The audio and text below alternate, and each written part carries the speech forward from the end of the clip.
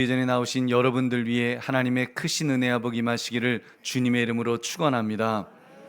오늘 여러분과 함께 나눌 말씀은 아버지의 마음을 아는 자녀, 아버지의 마음을 아는 자녀란 제목으로 함께 은혜를 나누려고 합니다.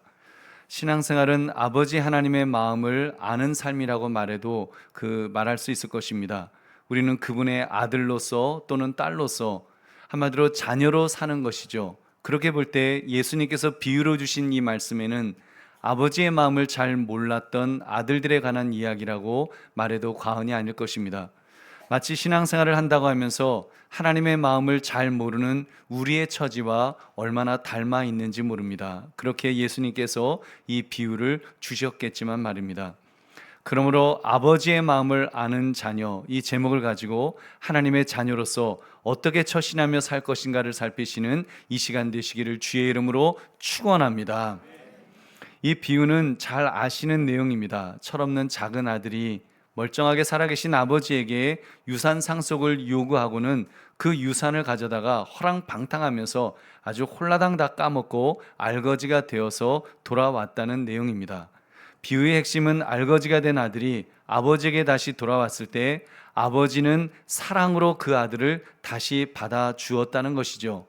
그런데 큰 아들은 그 아버지의 마음을 이해하지 못하고 불평불만했다는 내용입니다. 여기서 예수님께서는 계속해서 암시하는 강조점이 있습니다. 그것은 바로 자녀는 아버지의 마음을 알아야 한다는 것입니다. 너희는 하늘 아버지의 마음을 잘 알아야 한다. 그 아버지의 마음이 어떠할지를 주의해서 보아라. 그러면 너희가 어떻게 신앙생활을 해야 할지가 보일 것이다 라는 것이 핵심인 것입니다. 우리가 세 가지를 한번 살펴보겠습니다. 첫 번째로 아버지의 마음을 아는 자녀는 아버지께로 돌아옵니다. 아버지의 마음을 아는 자녀는 아버지께로 돌아간다. 그러면 탕자가 얼마나 허랑방탕하였는가는 중요하지 않습니다. 어차피 인간은 죄인이니까요. 이미 우리의 죄가 얼마나 중한가를 알 수 있는 그런 척도가 있습니다. 그것은 하나님의 아들이 십자가에서 죽으셔야 할 만큼 중한 것입니다. 그래서 죄의 크기가 중요한 것이 아니라 어쩌면 죄의 유무가 더 중요할 것입니다. 우리는 죄 없는 상태가 되어야 천국에 들어갈 수 있기 때문입니다. 만약 죄 있는 상태로 들어간다면 아무리 작은 죄라도 여러분 영원 속에서는 커질 것이기 때문입니다. 아마 어마어마하게 커지겠죠. 여러분 그런 것이 어떻게 천국이 될 수가 있겠습니까? 여러분 그렇게 볼 때 탕자는 죄를 지은 사람이었습니다. 그 죄가 그것도 제법 큽니다. 지은 죄의 결과로 죽을 지경에 이르렀으니 얼마나 죄가 큽니까? 16절 17절 말씀, 그가 돼지 먹는 쥐염 열매로 배를 채우고자 하되 주는 자가 없는지라 이에 스스로 돌이켜 이르되 내 아버지에게는 양식이 풍족한 품꾼이 얼마나 많은가. 나는 여기서 주려 죽는구나. 여러분 주려 죽는다. 이제 굶어 죽겠구나. 그의 처지가 굉장히 딱하다는 것을 알 수 있습니다. 사실 이 모습은 영적인 우리의 상태를 가리키는 것입니다. 우리는 태어날 때부터 원죄를 가지고 태어났습니다. 시편 51편 5절 같이 읽겠습니다. 시작. 내가 죄악 중에서 출생하였으며 어머니가 죄 중에서 나를 잉태하였나이다. 여러분 또 우리 죄악 중에 태어났을 뿐만 아니라 스스로도 여러분 죄를 짓는 자범죄를 저지른 죄인입니다. 그래서 죄값으로 죽어야 됩니다. 죄의 삭은 사망이기 때문입니다. 로마서 5장 12절 같이 읽겠습니다. 시작. 그러므로 한 사람으로 말미암아 죄가 세상에 들어오고 죄로 말미암아 사망이 들어왔나니 이와 같이 모든 사람이 죄를 지었으므로 사망이 모든 사람에게 이르렀느니라. 아멘. 여러분 이것이 우리 과거 영적인 상태입니다. 사망이 모든 사람에게 이르렀다. 왜냐하면 첫 아담, 여러분 그 아담이 범죄함으로 그 후손인 우리들도 그 죄를 반복해서 지으면서 여러분 우리도 이렇게 그 영적 상태가 사망이 이르렀다는 것입니다. 우리는 이미 죽어 있었습니다. 이 죽음을 가리켜서 영적 죽음이라고 말합니다. 하나님과 나 사이에 죄악의 담으로 하나님과 단절된 것. 여러분 우리가 하나님과 단절된 것을 가리켜서 영적인 죽음이라고 말하고 그렇게 우리는 죽었습니다. 완전히 죽었습니다. 하나님이 다시 살려주시기 전까지는 결코 살아날 수 없는 그런 상태가 되었던 것입니다. 지금 탕자가 바로 그런 상태였습니다. 자기 힘으로는 도저히 살 수 없는 처지까지 간 상태. 그때 그가 기억해낸 것이 무엇입니까? 내 아버지에게는 양식이 풍족한 품꾼이 얼마나 많은가? 어떤 아버지라는 것입니까? 그를 넉넉히 품어줄 수 있는, 그를 넉넉히 품어줄 수 있는 그런 아버지라는 것을 기억해내었습니다. 혹여 그의 죄를 용서하지 않으실지라도 품꾼의 한 사람처럼이라도 쓰실 것이다. 품꾼도 지금 양식이 풍족한, 넉넉한 그런 품꾼들이 되었으니까요. 그러면서 아버지에게 돌아가려고 했던 것입니다. 아버지가 어떻게 했습니까? 그 아들이 생각한 대로 아버지는 그를 반갑게 맞았습니다. 먼저 발견하고는 막 달려가서 껴안고는 입을 맞추면서 그러면서 그의 죄를 모두 용서해 주었습니다. 그 아버지가 그에게 한 행동들을 보십시오. 그에게 제일 좋은 옷을 입혀 주었다고 했습니다. 옷은 그를 아들의 명예스러운 자리로 회복시켰음을 의미하는 것입니다. 그것은 그리스도의 의로 옷 입혀지는 것을 상징하는 것이기도 합니다. 그리고 또 가락지를 끼웠습니다. 가락지는 그를 아들이라는 자리로 회복시켰음을 의미하는 것입니다. 그리고 신발을 신겼다 그랬습니다. 신발은 아무나 신는 것이 아닙니다. 당시 하인들은 신을 신지 못했습니다. 맨발로 다녔습니다. 왜냐하면 신발은 자유인과 노예를 구분하는 중요한 요소 중에 하나였기 때문입니다. 여러분, 그런데 이 아들에게는 지금 신발을 신겨서 지금 아들이 그 신발을 신음으로 인해서 너는 나의 아들이다, 종이 아니다, 이것을 확실하게 그 위치로 회복시켜 주신 것입니다. 여러분, 얼마나 멋있습니까? 그리고 가장 중요한 것이 있습니다. 우리 23절 같이 읽겠습니다. 시작. 그리고 살진 송아지를 끌어다가 잡으라. 우리가 먹고 즐기자. 아멘. 여러분, 이것은 단순한 잔치가 아닙니다. 이 잔치에는 영적 의미가 숨겨져 있습니다. 그것이 무엇입니까? 살진 송아지가 죽어서 제물이 되었다는 것을. 그래서 여러분, 지금 송아지 잡아서 제물 삼은 건데, 소 잡았다고, 지금 소 잡았다는 얘기가 계속해서 반복되고 있습니다. 중요하다는 것이죠. 여러분, 그 아버지가 비록 육신의 아버지라고 해도 여러분, 아들이 재산 탕진하고 돌아왔는데 그냥 용서하기가 쉬운 일이 아니었습니다. 그 아들이 그냥 그 유산을 물려받았겠습니까? 아마도 그 아버지가 다짐을 했겠죠. 너 이 유산 받아간다는 거는 이 애비 죽었다고 네가 생각하는 거 아니냐? 그 너하고 나하고 이제 정말 끝났다. 이걸로 끝난 거다 하면서 정말 그 부자지간을 끊을 정도로 그런 다짐 속에서 보내지 않았겠습니까? 그래야 또 애가 정신을 차릴 테니까 엄하게 다짐을 받고 그게 유산을 주었을 것입니다. 그러니 아무리 아버지라도 그냥 용서해 주는 것은 옳지 않죠. 더구나 사랑과 함께 공의의 속성이 있으신 우리 하나님이시라고 한다면 절대로 있을 수 없는 그냥 마음대로 그냥 죄 지었다고 용서해 달라고 한다고 그래 용서해 줄게. 여러분, 이런 하나님은 절대로 아니시라는 사실입니다. 여러분, 그렇기 때문에 예수님께서 이 비유를 말씀하시면서 송아지의 죽음을 지금 강조하고 있습니다. 송아지의 죽음. 송아지는 누구를 상징합니까? 예수님을 상징합니다. 하나님의 아들이신 그리스도 예수를 상징하면서 예수님의 죽음을 통해서 예수님이 대신 죽음으로 탕자와 같은 죄인이 용서받을 수 있다는 진리를 가르쳐 주신 것입니다. 여러분, 우리의 구원이 그렇지 않습니까? 우리는 그냥 값없이 구원을 얻었다니까 좀 쉽게 얻었다고 생각하는 그런 분들도 계실 것입니다.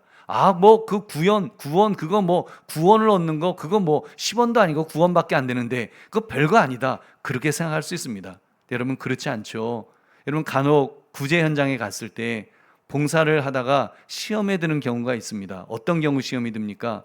봉사자들은 봉사자로서 자기가 쓰고 싶은 거 안 쓰고 먹고 싶은 거 안 먹고 돈을 모아서 아껴서 어려운 이웃을 도와주었는데 그냥 그 구호품을 하찮게 여길 때, 당연하게 여길 때, 아무것도 아닌 것으로 여길 때 그때 그렇게 상처를 우리가 입지 않습니까?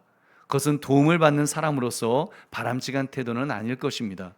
우리의 구원, 하나님께서 우리를 구원하시기 위해서 얼마나 어렵게 큰 희생을 치르셨는지를 여러분 우리는 알아야 됩니다.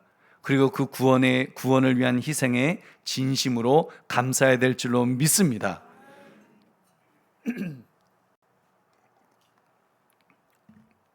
하나님은 아들을 인간의 몸을 입게 하셨죠. 마리아를 통해서 아기로 태어나게 하셨는데 인간으로서 연약함, 그 제한됨 같은 고통을 감당하셔야 했습니다.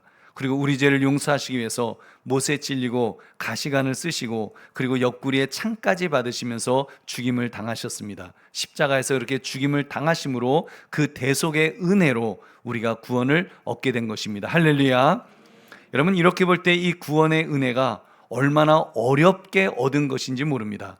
세상 그 어떤 것으로도 지불할 수 없는 것이었습니다. 하나님의 아들의 목숨값이니 그 어떤 것과 비교될 수가 있었겠습니까?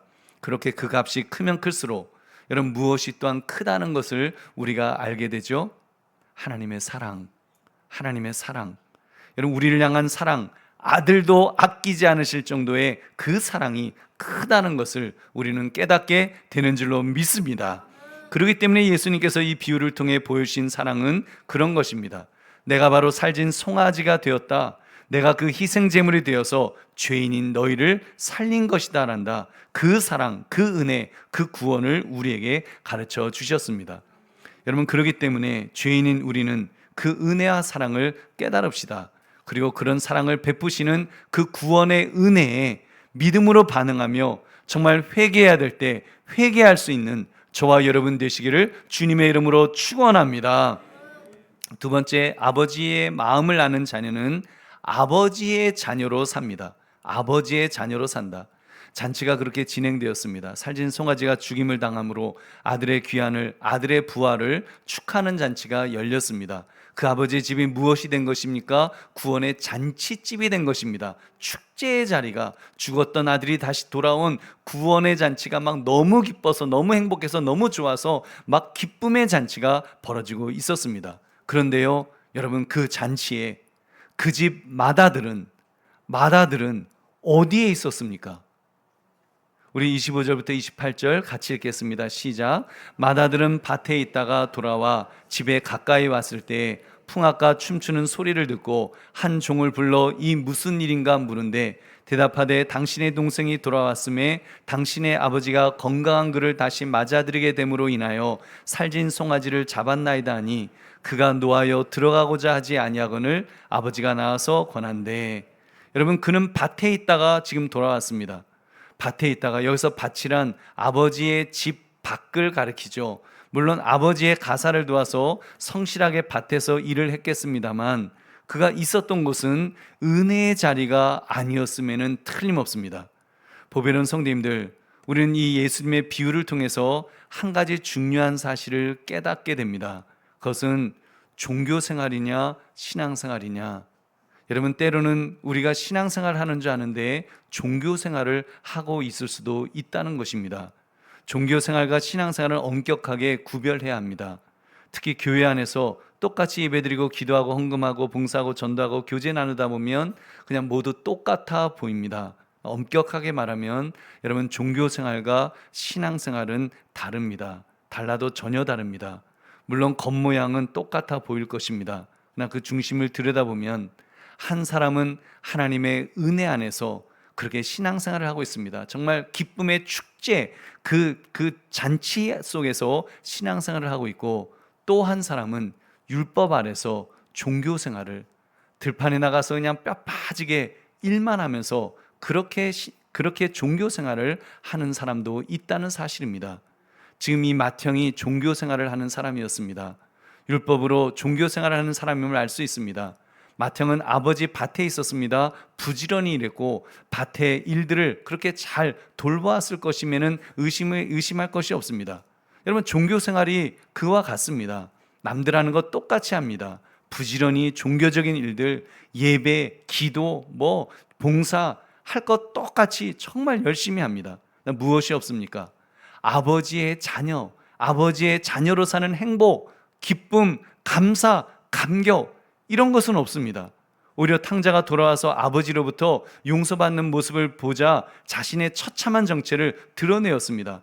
자기는 사랑받지 못했다는 겁니다. 자기는 아들도 아니었다고 지금 그렇게 말합니다. 문의는 아들이었지만, 모양은 아들이었지만 삶은 종처럼 뼈 빠지게 일만 하며 살았다고 지금 불만을 터뜨렸습니다. 우리 28절부터 30절까지 같이 읽겠습니다. 시작. 그가 노하여 들어가고자 하지 아니하거늘 아버지가 나와서 권한대 아버지께 대답하이르되 내가 여러 해 아버지를 섬겨 명을 어김이 없거늘 내게는 염소 새끼라도 주어 나와 내 벗으로 즐기게 하신 일이 없더니 아버지의 살림을 창녀들과 함께 삼켜버린 이 아들이 돌아오매 이를 위하여 살진 송아지를 잡으셨나이다. 여러분, 지금 그는 아버지 집에서 어떤 기적 같은 일이 일어나고 있는지를 전혀 몰랐습니다. 회개와 구원이 지금 잃었던 자기 동생, 죽은 줄 알았던 자기 동생이 다시 살아 돌아왔는데 지금 엄청난 지금 그 놀라운 일이, 감격스러운 장면이 지금 벌어지고 있는데 마다들은 전혀 알지도 느끼지도 못했습니다.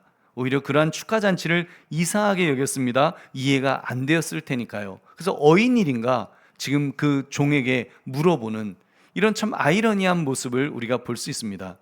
여러분, 그렇다면 우리 중에도 혹 이 마다들과 같은 상태의 사람이 있을 수 있지 않을까요?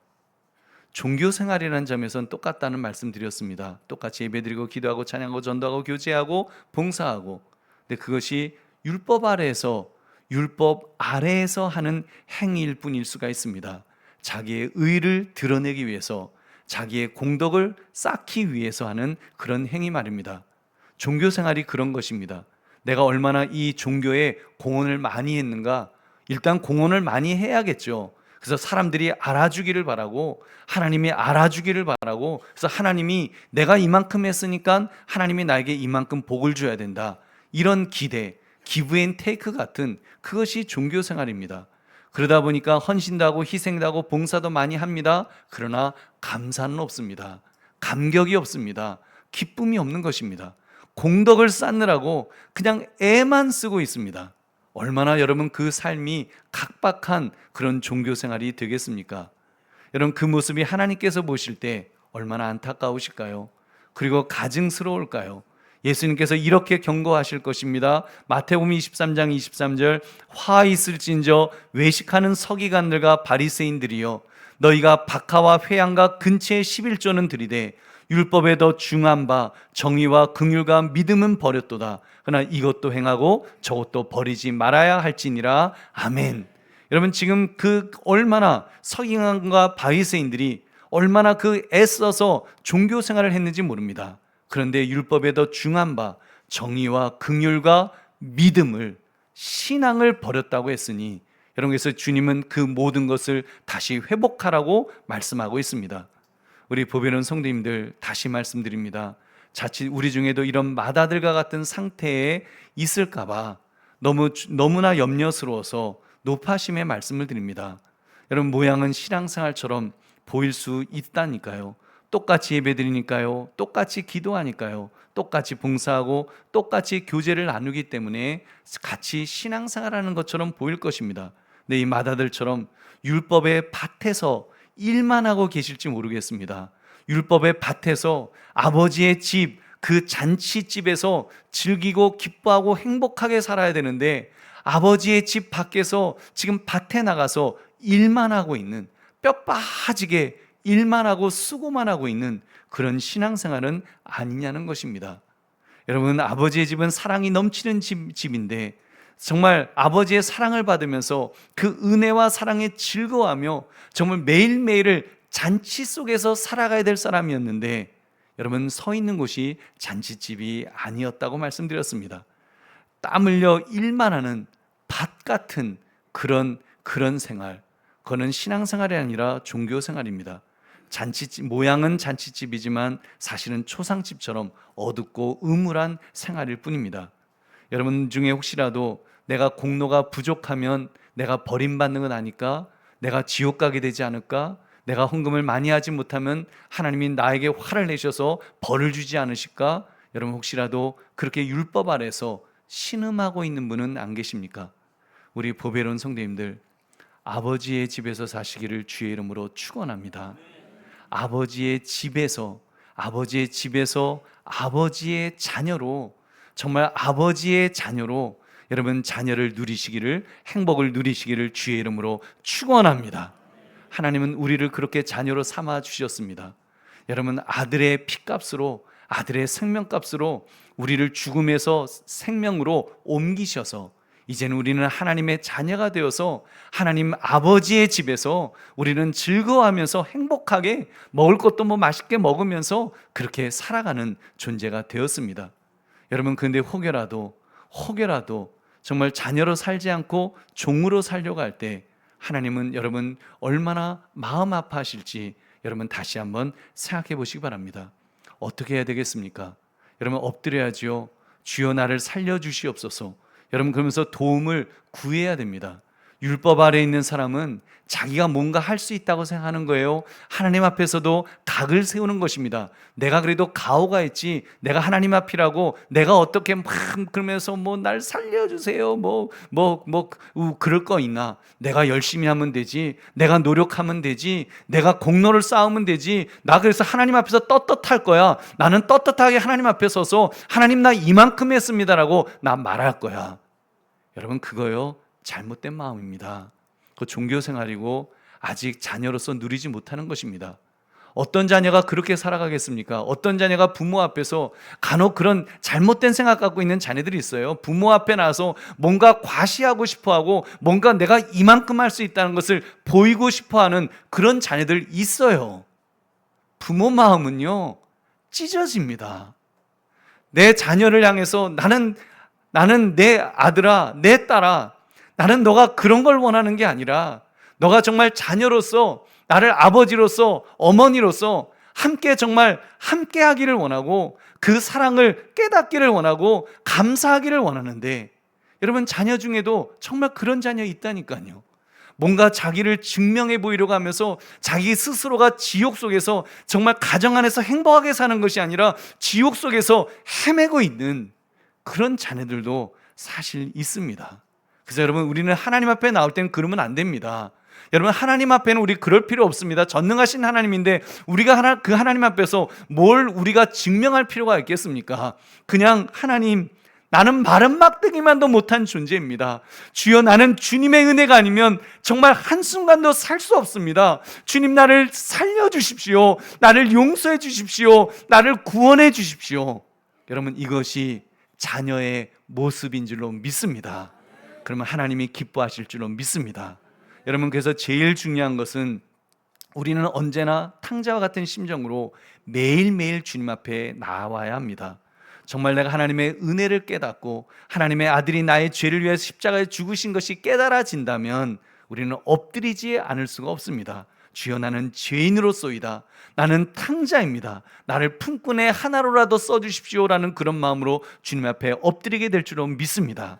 혹여라도 맏아들 같은 사람, 나는 맏아들 같은 사람이야 라고 생각하지 맙시다. 솔직히 내가 탕자처럼 회개하기에는 정말 좀 억울한 면이 있지, 그렇게 생각할 수도 있습니다. 내가 정말 지금 장로가 된 지 몇 년인데, 내가 권사로 지금 몇십 년을 있었는데, 내가 목사로 몇십 년을 살았는데, 내가 저 막내 탕자 같은 내가 그런 사람은 아니지, 난 그래도 맏아들 정도는 내가 되지라고 혹시라도 여러분 생각이 된다면 우리 회개해야 합니다.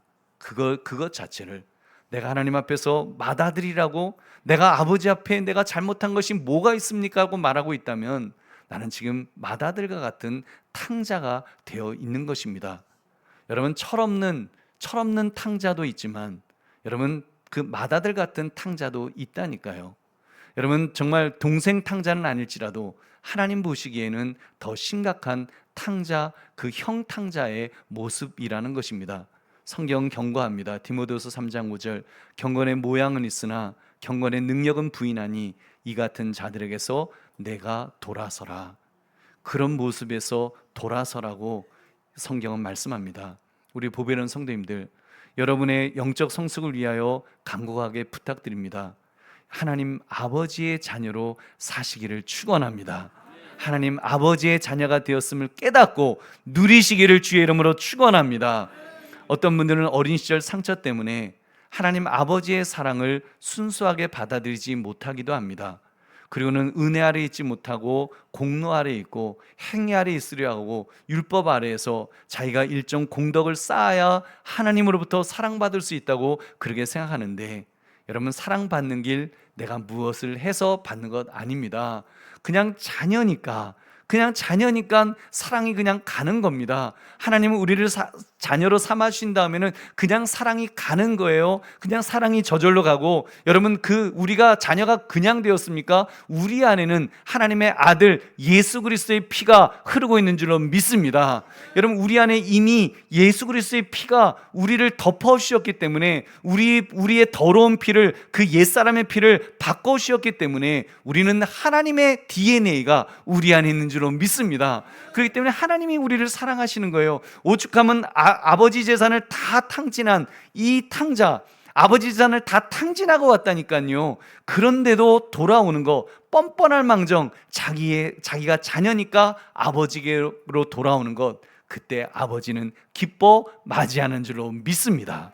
여러분, 얼마나 기뻐합니까? 여러분, 이것은요, 이런 모습이 바로 하나님을 아버지로 인정하는 태도인 것입니다. 내가 자녀라는 자식을 갖는 것은 하나님을 나의 아버지로 인정하는 것, 여러분, 인정하는 것입니다. 이것이 믿음입니다. 이것을 하나님은 가장 기뻐하실 줄로 믿습니다. 하나님은 지금도 막내 탕자를 기다리셨듯이 우리가 돌아오기만을 기다리십니다. 그때 복병 같은 맏아들 탕자가 되지 맙시다.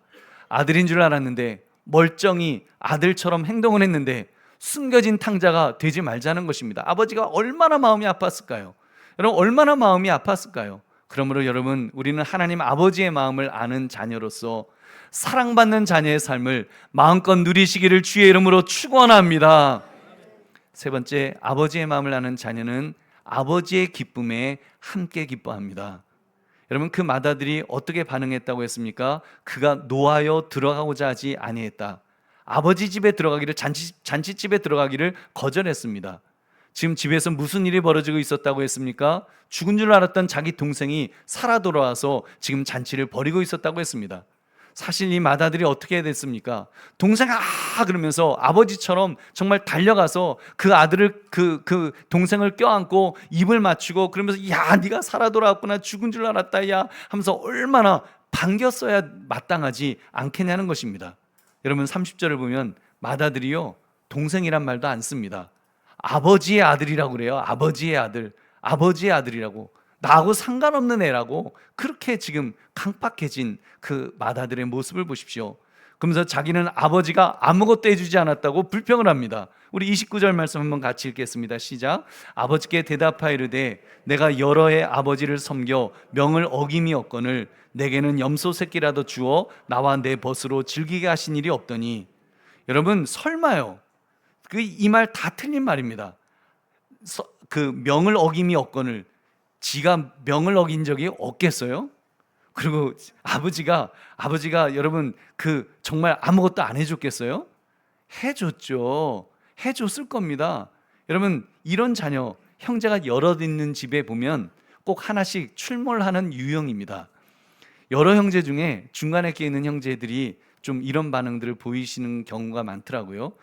둘째가 있으시다면, 둘째이신 분 여러분 용서하시고 들으십시오. 보통 둘째들이 울면서 그런 말 합니다. 막 잉 울면서 나는 언니만 새 옷 입히고 언니만 좋은 거 해주고, 나는 언니 옷 입던 옷 그거 다 떨어진 거 물려 입히고, 나는 거지같이, 나는 고아같이 살았어요. 막 그런 얘기 합니다. 여러분, 그런 얘기 하죠. 근데 현실은 뭐예요? 언니가 빨리빨리 크니까 바로 밑에 동생인 자기에게 언니 옷이 물려 내려간 것입니다. 옷이 금방 찢어지고 뭐 다 낡아지는 건 아니니까, 아직 멀쩡하니까, 버리기 아까우니까 이제 동생에게 자기에게 넘어온 거예요. 근데 이제 지 동생한테는 안 넘어간 게 자기가 알뜰하게 입었으니까 이제 너무 낡아서, 이제 너무 헌옷됐으니까 이제 동생은 이제 새 옷 사준 것 뿐인데, 다 성장한 후에 나는 계모 밑에서 컸다 뭐 이런 말도 하고, 나 다리 밑에서 주워왔죠. 그러면서 우리 엄마 찾으러 다리 밑에 갈게요. 그런 자녀임을 부정하는 그런 경우도 있죠. 그런데요, 여러분, 거기까지만 합시다. 우리 진짜 둘째로 크다 보면 그럴 수 있다고 저도 인정합니다. 사실 둘째들 그럴만합니다. 한이 맺힐 만도 해요. 근데 여러분, 영적 세계에서는 아니지 않습니까? 자기가 얼마나 사랑을 많이 받은 자녀인지 여러분, 우리 알 수 있지 않습니까? 우리는 하나님의 아들의 피값으로 여러분 되사게 된 우리는 정말 어마어마한 능력을 받은 줄로 믿습니다. 여러분, 목숨까지 주셨으면 다 주신 것 아닙니까? 더 주실 게 뭐가 있습니까? 아들의 피값을 주셨는데요. 아들의 피. 여러분, 우리가 누구를 사랑한다고 해서 내 자녀의 목숨은커녕 내 자녀의 피를 주기가 쉽습니까? 안 주죠. 헌혈은 혹시 할 수 있을지 몰라도 내 자녀를 위해서 너에게 나의 사랑을 준다면서 누가 자녀의 피를 주겠습니까? 여러분, 근데 우리는 아들의 목숨값까지도 다 받았습니다. 한마디로 100을 받은 겁니다. 그런데 여러분, 새신자가 이제 막 와서 은혜 받는 거예요. 40, 50을 받는 거예요. 그걸 보면 마음이 이제 이런 말 하죠. 참 은혜 요란스럽게도 받는다. 누구는 왕년에 은혜 받지 못한 은혜 안 받은 줄 아나. 그 마음속에 근데 뭐예요? 질투가 있는 거예요. 쟤 왜 저렇게 은혜 속에 저렇게 있는 거야? 내 마음은 지금 뭔가 좀 냉랭한데 왜 저러는 거야? 그게 질투라니까. 여러분, 저는 이렇게 말하겠습니다. 그런 분들은요, 왕년에 제대로 은혜를 못 받아서 율법 아래에 계시던지, 아니면 아버지의 마음을 알려고 하지 않는, 자녀는 자녀인데 철부지 같은 자녀일 것 같습니다. 여러분, 설마 진짜 은혜를 못 받은 율법 아래 계신 분은 안 계실 줄로 믿습니다. 근데 사실 우리 철부지 같은 자녀는 사실 우리 속에 있지 않습니까? 좀 전 마다들이 율법 아래서 은혜 받지 못한 사람이라고 매도했습니다만, 설마요, 은혜는 받았겠죠. 제가 보기에는 철부지 자녀였음에 틀림없습니다. 자기가 마다들인데 마다들로서 아버지의 마음을 조금이라도 이해하려 했다면 그런 행동을 하지 않았을 것입니다. 아버지가 얼마나 마음 아파하셨을 텐데, 정말 가슴을 찢으면서, 옷을 찢고 가슴을 찢으면서 매일 한숨을 지으면서 그 막내가, 그 동생이 돌아오기를 아버지가 기다리는 모습을 보았을 것입니다. 여러분, 성경에 보니까 그런 아버지의 마음을 표현하는 성경 구절이 있습니다. 야곱이 그의 아들 요셉이 짐승에게 찢겨 죽은 줄 알았을 때 성경은 그의 상태를 이렇게 기록하고 있습니다. 창세기 37장 34절 35절 같이 읽겠습니다. 시작. 자기 옷을 찢고 굵은 배로 허리를 묶고 오래도록 그의 아들을 위하여 애통하니 그의 모든 자녀가 위로하되 그가 그 위로를 받지 아니하여 이르되 내가 슬퍼하며 스올로 내려가 아들에게로 가리라 하고 그의 아버지가 그를 위하여 울었더라. 아멘. 스올로 내려가 아들에게로 가리라. 죽고 싶다는 것입니다. 자살이라도 해서 죽은 아들 곁에 가고 싶다. 여러분, 다른 아들들이 위로하는데도 그렇게 말할 정도로 아버지의 심정은 그렇습니다. 저도 아버지가 되어보니까 이 심정을 조금이라도 이해할 것 같습니다. 여러분, 여러분도 그렇지 않습니까? 여러분도 그런 경험이 있지 않습니까? 내 자녀를 정말 눈에 넣어도 아프지 않은 자녀로 그렇게 가슴 아파 본 적 여러분 있지 않으십니까?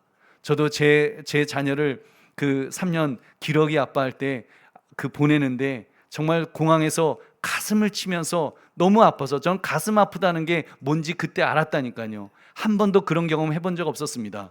자녀를 보내고 그리고 공항에서 돌아오는데 가슴을 쳤어요. 가슴이 아파서, 정말 물리적으로 가슴이 아픈데 통증이 오는데 가슴을 막 쳤어요. 아파서 안 아프게 하려고. 그래서 가슴을 치더라고요. 그래서 가슴을 치는 것 아닙니까? 여러분, 그런 경험, 군대 보내놓고 마음 아픈 경험들 우리 다 있지 않습니까? 여러분, 그런 경험, 자녀가 정말 아파서 하악 40도 열이 올라갈 때 그때 그 아비의 심정, 어미의 심정을 여러분 아시지 않습니까? 여러분, 그럼 이제는 우리가 하나님 앞에서 좀 철이 들어야 되지 않을까요? 아버지의 마음을 알아야 되지 않겠습니까? 그래서 좀 마음에 안 들어도 아버지 유산을 챙겨 허랑방탕 탕진하고 돌아온 얄미운 동생 같은 사람이라도 아버지가 기뻐하시니까 나도 기뻐해야지, 기뻐해야 될 줄로 믿습니다. 그렇게 세상을 보십시오. 아버지가 기뻐하실 이유만을 한번 바라보십시오. 누군가 전도되어 교회에 오면 그분 때문에 자리가 좁아졌다고 인상 쓰지 마시고 아버지가 기뻐하실 것만을 생각해 봅시다. 오늘 본문 바로 위에 잃어버린 양에 관한 비유를 예수님 말씀하셨는데, 한 사람이 주님 앞에 돌아오면 하나님은 이 정도로 기뻐하신다고 했습니다. 누가복음 15장 7절 같이 읽겠습니다. 시작. 내가 너에게 이르노니 이와 같이 죄인 한 사람이 회개하면 하늘에서는 회개할 것 없는 의인 99으로 말미암아 기뻐하는 것보다 더하리라. 아멘. 의인 99으로 말미암아 기뻐하는 것보다 더하리라. 아브라함 같은 사람 99명이 트럭 타고 와서 기뻐하시는 것보다 죄인 한 사람이 걸어 들어오는 것을 하나님은 더 기뻐하신다라고 말씀하고 있습니다. 그럼 우리 표정 관리 좀 합시다. 아버지 마음을 알아서 정말 함께 여러분 기뻐합시다. 괜히 속으로 궁시렁거리면 하나님 다 아신다니까요. 중심을 보신 하나님은 우리 마음속에 그 마음을 다 아시면서 얼마나 아프시겠습니까? 하나님이 그러지 않으실까요? 너 아무개야, 너 나한테 기도할 때마다 아버지 사랑해요, 사랑해요, 사랑해요. 너 나한테 얼마나 사랑한다고 고백했냐? 사랑한다고 고백해놓고 내가 지금 조금 기쁘다는데 왜 이렇게 인상 쓰면서 왜 기뻐하지 않냐? 여러분, 하나님께서 얼마나 마음 아프시겠습니까? 우리 보배는 성도님들, 하나님으로부터 더 사랑받고 더 복을 받기를 원하십니까? 여러분, 정말 하나님으로부터 더 사랑받고 복을 받기를 원하시면 여러분 아버지 마음을 알아서 아버지의 기쁨에 함께 하시기를 주의 이름으로 축원합니다. 여러분, 하나님께서 기뻐하실 때 여러분이 같이 기뻐하시는 것을 보시면 여러분 정말 내가 기뻐하는 모습을 보면 하나님이 우리를 얼마나 사랑스러워 하실까요? 더군다나 여러분이나 저나 고통이나 고난 중에 있을 때 정말 인상 찡그리면서 막 힘들어서 정말 웃지 못할 그런 상황에 있는데도 하나님 아버지의 기쁨 앞에서 내가 같이 기뻐하고 즐거워하면 우리 하나님이 얼마나 좋아하시겠습니까? 아니 짠해 하시겠습니까? 아무개 지금 웃을 때가 아닌데, 아무개 기뻐할 때가 아닌 거 내가 아는데, 너무 힘든 때인 거 내가 아는데 그래도 나의 기쁨 안에서 네가 기뻐하는구나, 짠하셔서 하나님께서 은혜와 복을 부어주실 줄로 믿습니다. 우리 보배는 성도님들, 하나님께 복 받으려고 우리 무리하게 헌금하지 마시고, 여러분 그 무리하게 봉사하느라고 고생하지 마시고, 여러분 무리하게 전도하느라고 고생하지 마시고 아버지의 기쁨에 함께 기뻐하시기를 주님의 이름으로 축원합니다. 여러분 정말입니다. 아버지의 기쁨에 함께 기뻐합시다. 요즘 리모델링 때문에 사실 많이 힘듭니다.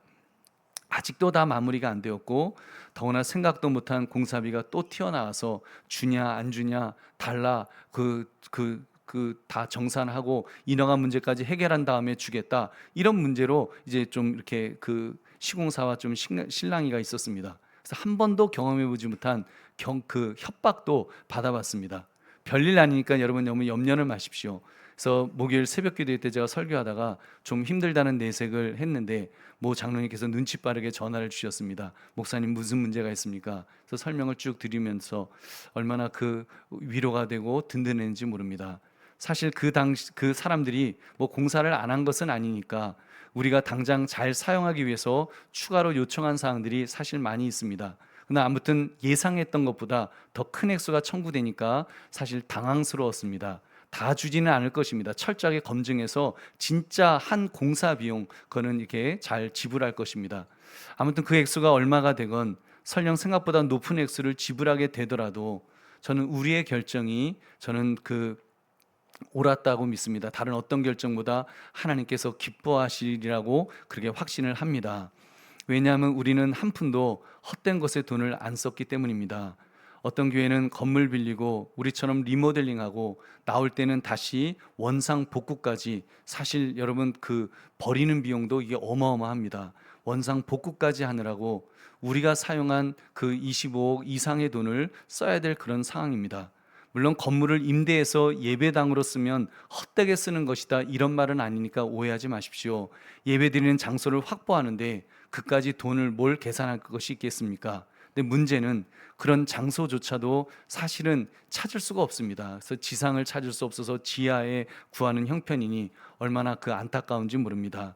그렇게 볼 때 여러분 우리는 어떻습니까? 하나님께서 우리에게 얼마나 그 큰 복을 주셨습니까? 예수님께서 세우신 교회 중 하나를 정말 그 부채를 상환하고 또 30 그 오랜 세월을 섬기신 목사님 은퇴비를 또 드리고 우리가 행복하게 사용할 수 있도록 새 단장하는데 여러분 사용하고 있습니다. 또 우리가 지금 당장 이 예배당을 마음껏 사용하는 것도 이게 얼마나 감사한 일입니까? 우리가 어쩌면 여기서 예배드리다가 여러분 천국 가야 될 사람도 뭐 하나님이 저를 지금 불러가시면 저도 지금까지만 하고 그러고 가야 됩니다. 우리는 언제 가야 될지 모르는데 이렇게 잘 단장된 예배당에서 여러분 우리가 예배드릴 수 있는 것이 얼마나 기쁘고 감사한지 모릅니다. 또 교회가 건축된 후에는 멋진 새 예배당을 주신 하나님께 감사하면서 분리개척이라는 영광스러운 순간을 또 맞이할 때 얼마나 감사합니까? 깔끔한 교회 건물로 1+1으로 하나님께 이렇게 우리가 드릴 수 있다면 하나님이 얼마나 기뻐하시겠습니까? 여러분 교회 건물 사용하실 때 깨끗하게 사용하시기 바랍니다. 아껴서 사용하시기 바랍니다. 여러분 그런 하나님께서 기뻐하시면서 아마 우리 모두에게 우리 각자에게 큰 복을 부으실 줄로 믿습니다. 여러분 이미 사실 하나님은 우리에게 큰 복을 교회적으로 너무나도 많이 주셨습니다. 아마 어떤 분은 그렇게 돈을 많이 썼어, 우리 그럼 건축은 뭘로 하지? 걱정하실 분도 계실 텐데 여러분 걱정하지 마십시오. 여러분 원금은 하나도 우리 건드리지 않았습니다. 원금을 건드리는 것이 아니라 여러분 이자로 나오는 것 해도 여러분 충분해서 사실 그러고도 3분의 2밖에 안 됩니다. 3분의 1은 여전히 남습니다. 여러분 교회 세우는 일에 이렇게 일석이조로 우리가 두 교회를 세우니 하나님께서 얼마나 기뻐하시며 우리에게 복을 주시겠습니까? 여러분 정말 함께 기뻐하시기를 주님의 이름으로 축원합니다. 그러므로 조금만 힘들면 짜증내고 우리 징징거리는 그런 자녀가 아니라 아버지 하나님의 마음을 헤아려서 내가 불편하고 힘들고 어려워도 기뻐하며 즐거워할 때 그 자녀를 하나님께서 여러분 사랑스러워하시고 복을 부으실 줄로 믿습니다. 좀 좁은 곳에서 또 식사하실 때도 많이 좁아서 많이 힘드시겠지만 여러분 그러나 우리가 하나님은 기뻐하실 거 아니겠습니까? 야, 그래도 너희가 교회를 채우고 이렇게 나를 예배하는구나. 그 불편한 속에서도 예배하는구나. 하나님이 기뻐하실 것입니다. 그렇다면 좀 내가 힘들어도 내가 좀 불편해도 여러분 함께 기뻐하십시오. 하나님이 우리를 보시고 정말 아무개야 너가 이제는 정말 철이 들었구나. 이제는 성숙했구나. 너가 정말 이제는 믿음의 사람으로 신앙의 사람으로 이만큼 컸구나. 그래서 내가 너에게 10고울을 맡기리라. 하나님께서 복을 부으실 줄로 믿습니다. 그렇게 아버지의 기쁨을 헤아릴 줄 아는 성숙한 성도가 모두 되시기를 주의 이름으로 축원합니다. 이제 말씀을 맺습니다. 아버지의 마음을 몰라주는 자녀는 불효나 효도의 문제겠지만 하나님 아버지의 마음을 몰라주는 문제는 신앙의 문제가 될 수 있습니다.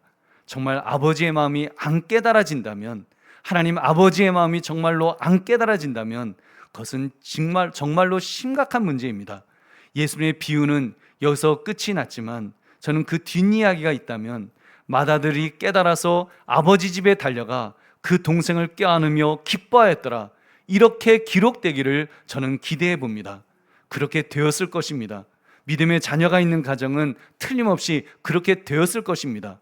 믿음에 세워진 교회는 틀림없이 그런 교회가 될 것입니다. 여러분 그렇습니다. 우리는 생명이 있는 신앙생활을 하고 있기 때문에 여러분 하나님 아버지의 마음을 모를 수가 없습니다. 내가 그 아버지의 사랑을 받았는데 내가 죽을 수밖에 없던 그 상황에서 나를 구원하시고 아버지가 기뻐하시는 것을 내가 경험했는데 어떻게 아버지의 그 기쁨을 내가 모를 수가 있겠습니까? 아버지의 그 기쁨, 우리가 그것을 안다면 여러분 정말 그 동생이 돌아왔을 때 그 기뻐하시는 모습 속에 우리도 함께 기뻐해야 될 줄로 믿습니다. 아버지께서 이 내 동생은 죽었다 살아났으며 내가 잃었다가 얻었기로 우리가 즐거워하고 기뻐하는 것이 마땅하다고 그렇게 말씀하였습니다. 여러분 맞습니다. 네, 아버지 맞습니다 하면서 우리는 정말 그렇게 같이 기뻐할 수 있는, 그래서 여러분 한 영혼이 주님 앞에 돌아왔을 때 우리가 기뻐하며 감사하는 것, 그것이 바로 성숙한 성도의 모습인 줄로 믿습니다. 당연히 아들은 그렇게 할 것입니다. 당연히 맏아들은 더더욱 성숙한 믿음의 선배로서 그렇게 성숙해 나갈 줄로 믿습니다. 그러므로 아버지의 마음을 아는 자녀, 이 제목처럼 하나님 아버지의 마음을 알아서 아버지가 기뻐하시는 것이 무엇인지를 살피며 진심으로 함께 기뻐하시는 저와 여러분 되시기를 주의 이름으로 축원합니다. 우리 함께 기도하겠습니다. 말씀 생각하시면서 하나님 아버지의 기쁨, 아버지의 마음을 아는 자녀, 성숙한 자녀가 되기를 원합니다. 주여 한번 외치고 기도하겠습니다.